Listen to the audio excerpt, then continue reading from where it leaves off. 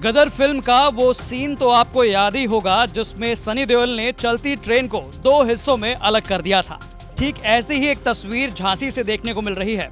हजरत निजामुद्दीन से चलकर झांसी होते हुए तिरुपति जाने वाली आंध्र प्रदेश हजरत निजामुद्दीन संपर्क क्रांति झांसी के बबीना और खजुराहो स्टेशन के बीच में ही दो हिस्सों में बंट गई, जिससे ट्रेन में सफर कर रहे यात्रियों में हड़कंप मच गया।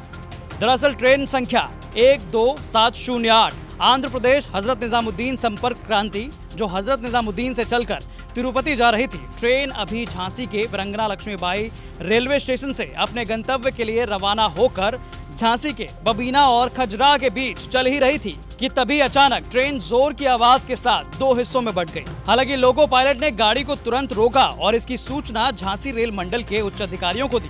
इसके बाद अधिकारी और कर्मचारी मौके पर पहुंचे तो पाया कि ट्रेन की कपलिंग टूट गई है। टूटी हुई कपलिंग को कुछ देर बाद सुधारा गया और फिर ट्रेन को अपने गंतव्य के लिए रवाना किया गया। इसमें ट्रेन का नंबर है 12708 2708। ये निजामुद्दीन से चलकर तिरुपति जा रही थी और इसकी जो हमारे झांसी से आगे चलते हैं बिजौली पड़ता है, फिर खजुराहो पड़ता है, फिर बबीना पड़ता है। तो खजुराहो से थोड़ी आगे चली थी तो उसमें गार्ड ने रिपोर्ट किया कि इसका जो है दो हिस्सों में हो गई है और ये नकल इसका टूट गया है।